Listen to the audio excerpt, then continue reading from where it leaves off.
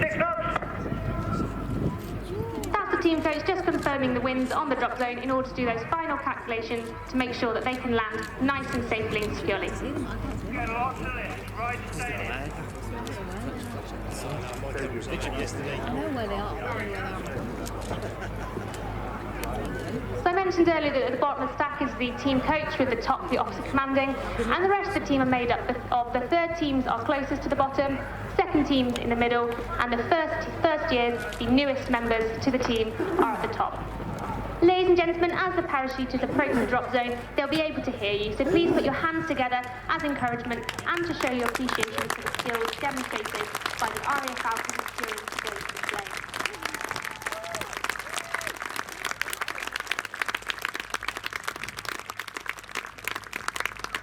So as they break off to land, I'll let you know who's landing in order. So first to land will be Flight Sergeant Dave Warboy, team coach. He'll be followed by Sergeant John Veach, Corporal Dom Hodge, Sergeant Dan Cartwright, Flight Lieutenant Dave Sellers. Ladies and gentlemen, as allies landed, they'll be securing their parachutes, removing their harnesses, helmets and smoke canisters, and preparing for a line-up. The drop zone safety officer will take her position in front of Group Captain Baker. Training schools and university air squadrons until the early 1930s.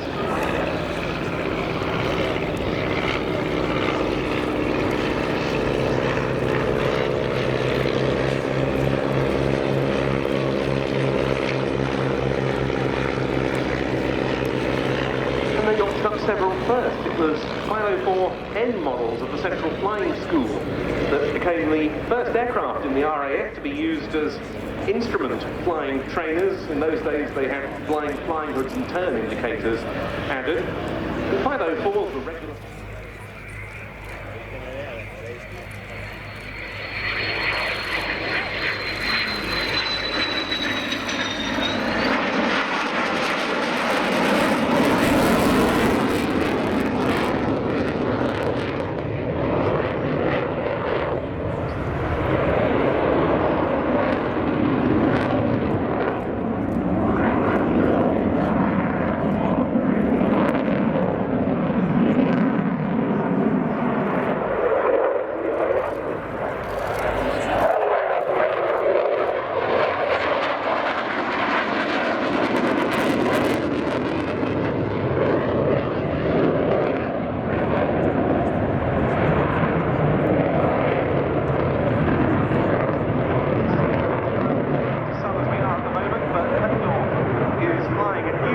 Specially painted jet for the 2018 season, which they've dubbed the Dark Falcon, and it's got some special Union flag markings on the tail as well.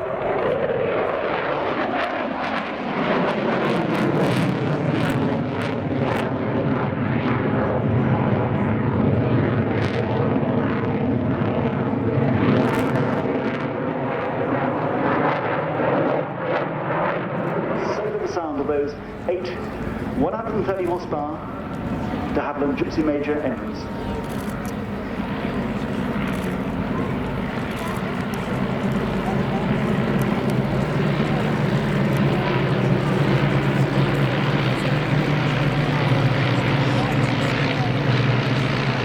Leading the team is Jeff Hilton, former Royal Air Force fast jet pilot, originally on Southampton University Air Squadron flying Bulldogs. He then went to do 2 tours on Phantoms with 111 Squadron, and then was in the Falkland Islands, again with Phantoms, on 23 Squadron.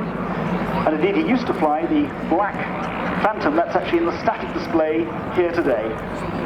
He's now captain on the BA A320 Airbus, so if you're going on holiday, listen out for his name. And it's actually his birthday today.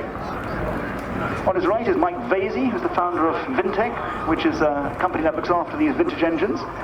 On his left is Steve Bowhill-Smith, a former Concorde pilot, who's had what must be any aviator's best day out, where one day he went...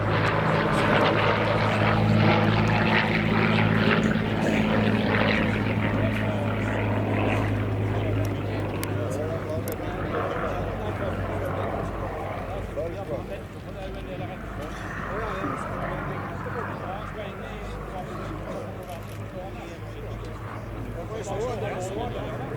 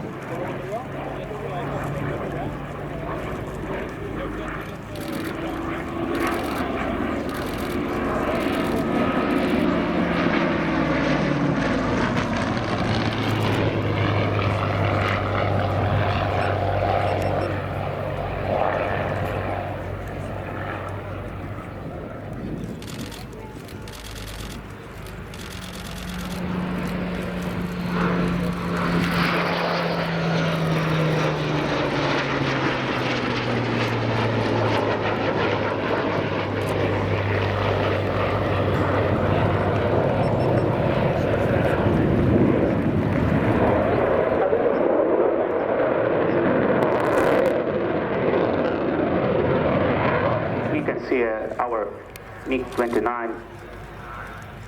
And if you want to hear some words, some greetings from our pilot.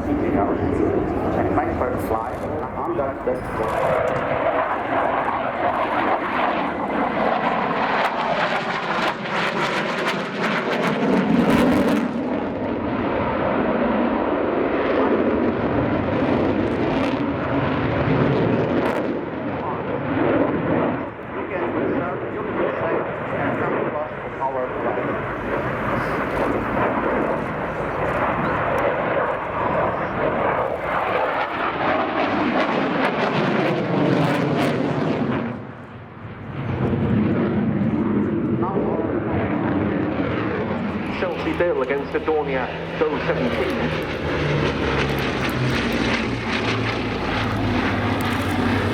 Lenin night fighters then started ranging over Germany on night intruder sorties. We do have a highly representative RAF night fighter of the 1940 period, incidentally, another extremely rare survivor on static display in the form of the marvellous Bolton Hall Defiant of the RAF Museum.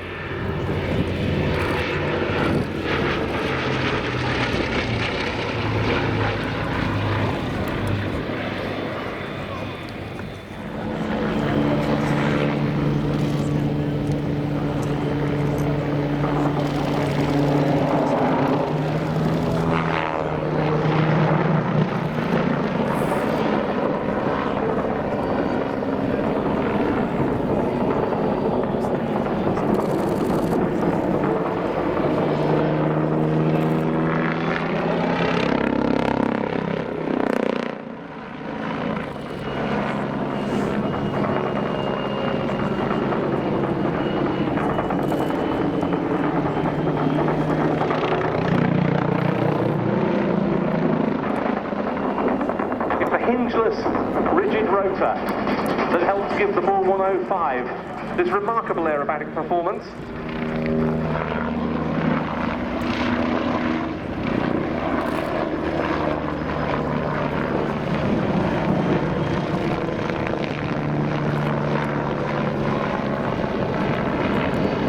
It exploited to the full in contests and displays over the years.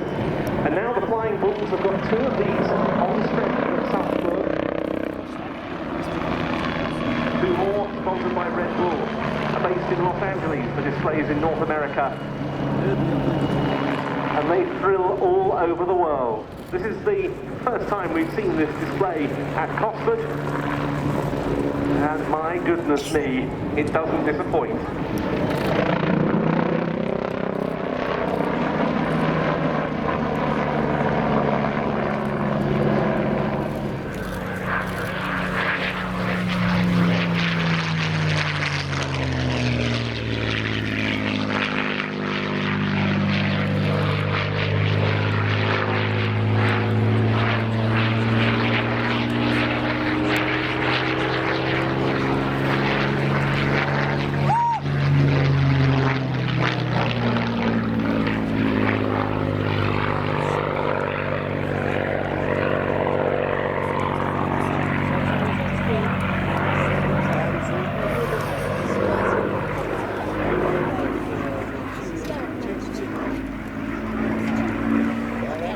Final pass then, from the Hangar 11 collection Spitfire PR11.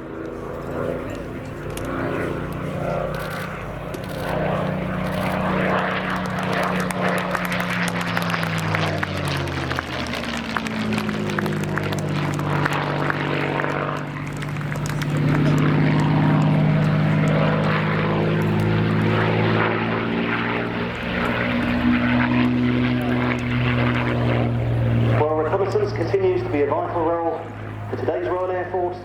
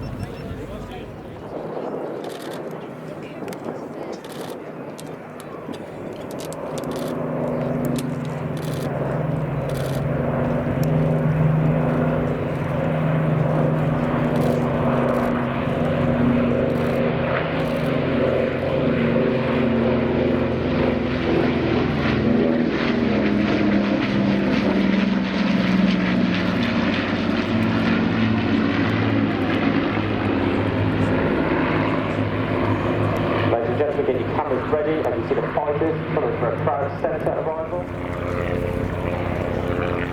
So they're pulling up into a 450-degree high turn.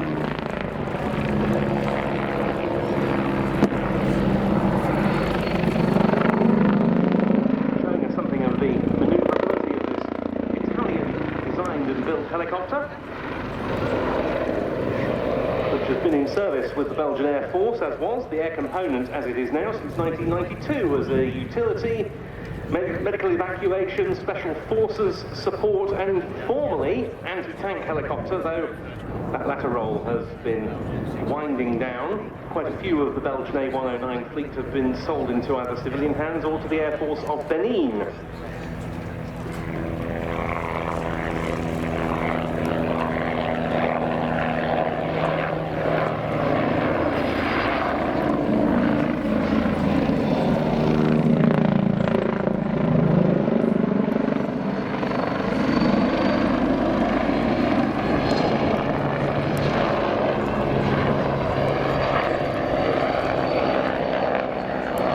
Heading up the Belgian A109 display. Back in it was a later carried out covert sky flights where the RAF, an option conducted from RAF Gatwick, initially known as Operation Schooner and later Operation Nylon, codenamed for the name of deploying the operation of obtaining intelligence by means of aerial photography over the dozens of Soviet and East German installations within the Berlin-controlled zone, back obviously before the war came down. And thanks to him, having kept this aircraft in beautiful condition for so long until it was bought by our flying force.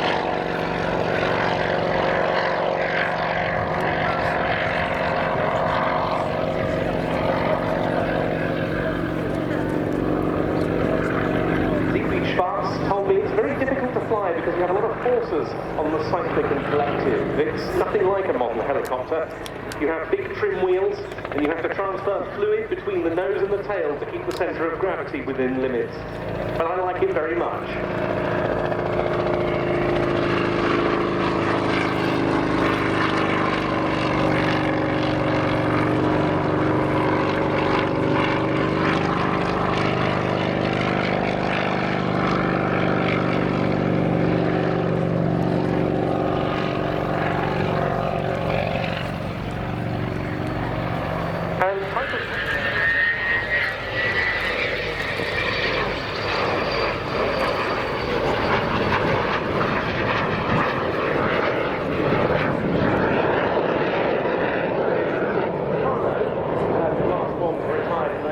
But it was always a great display aeroplane in its RAF service. A lot of very well-known aerobatic teams of the 60s and 70s. It was in light of this that Bomber Harris, Air Marshal Sir Arthur Bomber Harris, created the Directorate of Air Sea Rescue on 6th of February 1941. They deployed a range of aircraft. They used the Supermarine Spitfire and the Bolt Defiant to patrol the downed aircrew. Both aircraft on display here. And then Avro Ansons to drop supplies and dinghies. We saw an Anson just a few displays ago. But the problem is none of those aircraft could actually land on the sea, so that was the job of the amphibious aircraft such as the Supermarine Walrus and also the Sea Otter. They were fairly limited in range, so the downed aircrew were a long way offshore. Aircraft such as the Catalina, even the Sunderland were employed. By the end of the Second World War, more than 8,000 aircrew, 5,000 civilians had been rescued. The real game changer here was the introduction of the helicopter, replacing fixed-wing aircraft, and also supplementing the various launches of boats of the Marine Corps. Simply because they could hover above the casualty, deploy someone to offer first aid, to offer support, Informed.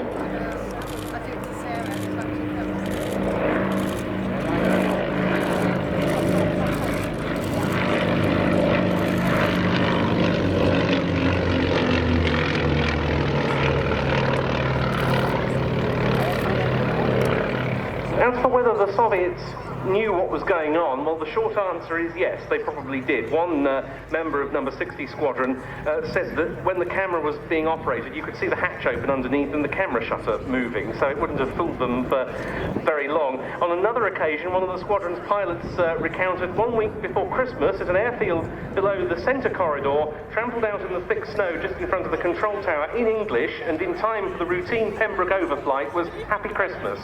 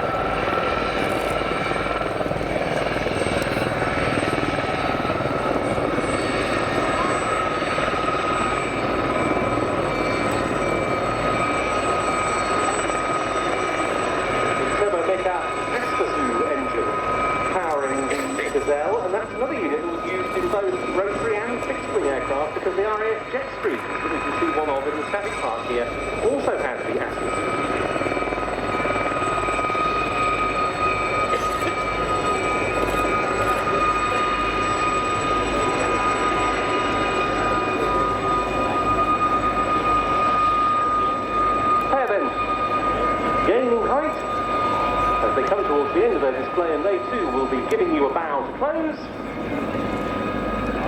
Having first of all turned in towards one another for a crossing bowing break.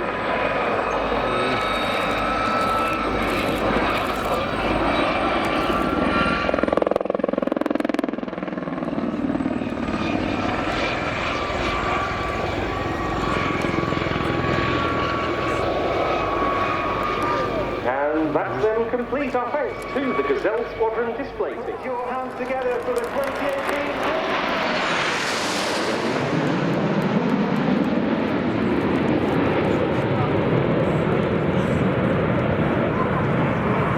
Pulling up at 400 knots and 4G, Red 1 leads, big battle formation vertical. As the smoke comes from white, the aircraft moves into short diamond.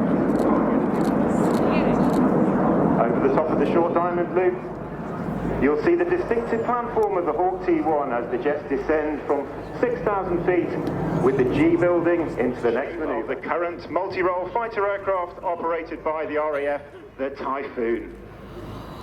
The Typhoon is currently on operations in the Middle East and is deployed to Eastern Europe whilst maintaining 24-hour coverage of the UK skies. As the nose lights come towards us, the smoke is about to come on for the Typhoon roll.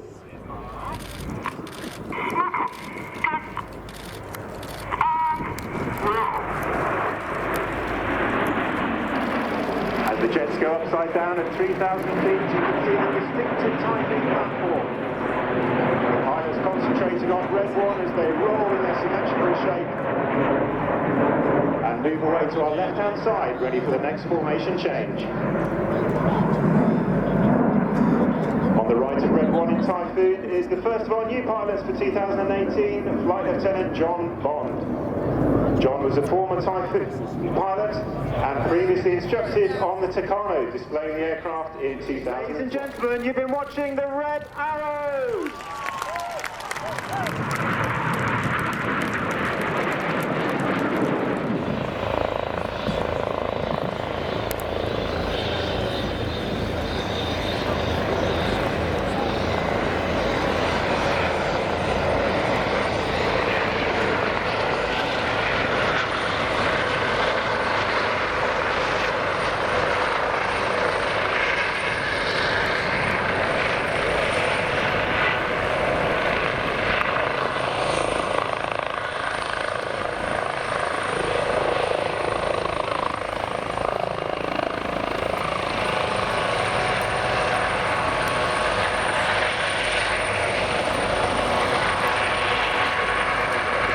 We also had representatives there based upon what was initially the MBD Kawasaki DK117, the Juno, derivative of what started life as the Eurocopter EC135. Both of these flights now under the Airbus helicopter banner, along with many others.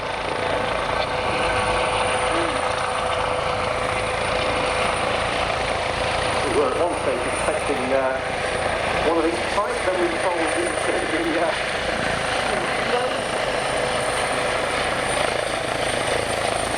whatever, a very nice car.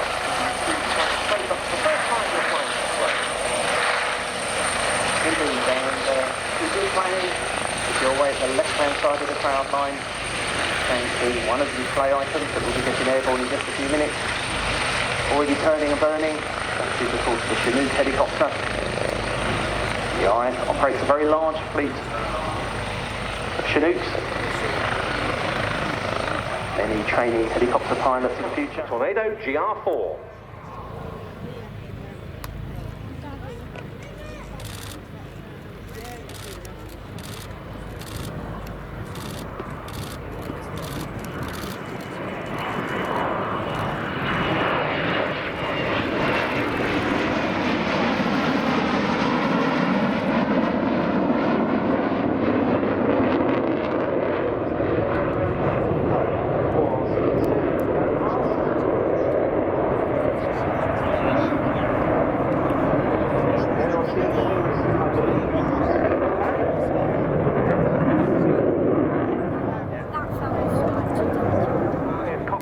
also from an aircraft type in RAF service that's made so many appearances here over the years, and so appropriate in this RAF 100-year goodbye to the Tornado GR4.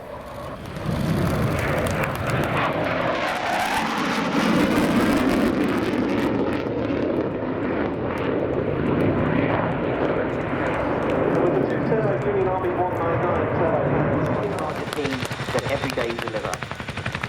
They enable the Chinook and its crew to get airborne in support of UK interests through delivering air power.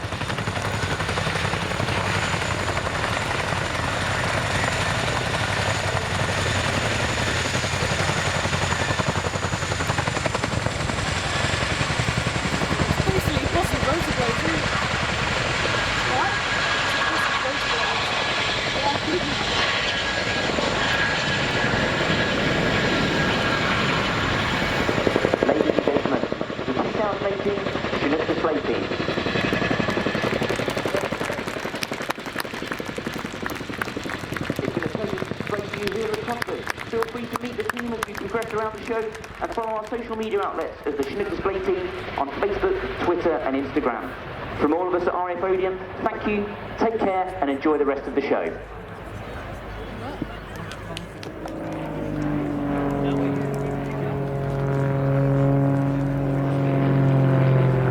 The high tempo of Royal Air Force operations continues today, with aircraft and personnel deployed around the world, supporting the Falkland Islands, Romania, Syria, Iraq and Afghanistan, whilst others secure the skies above the United Kingdom.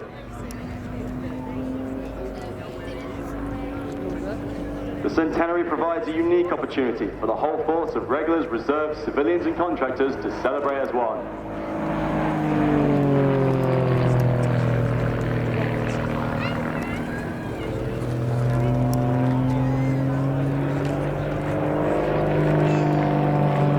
Next, Daniel will achieve 1,300 foot at the top of a half horizontal 8. Once positioned back on the crowd line, he'll perform a 4-point hesitation roll, which I'll let you enjoy.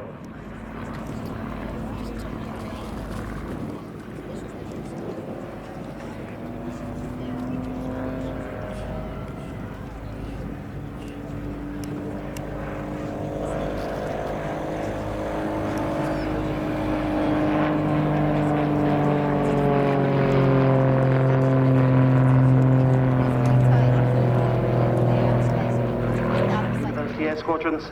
He also introduced the Auxiliary Air Force, the Apprentice Scheme, and also the RAF College Crown Mould.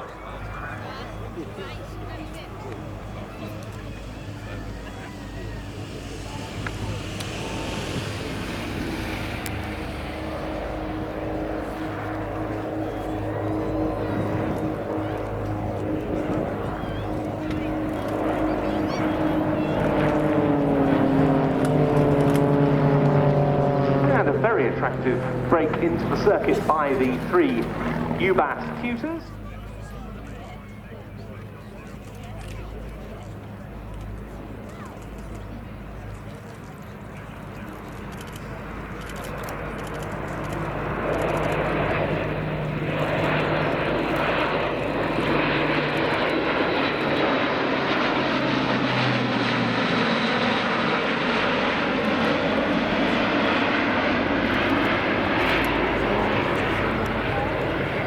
These aircraft succeedingly hard-worked Lockheed Hercules fleet, the C-130K model, which is now out of service, and the newer C-130J, which will be staying in service until 2035. The last Atlas expected to be taken on strength by the RAF during 2021, and again the capabilities gradually being built up. Number 70 Squadron, providing this one, has been employing it on global strategic missions. Number 24.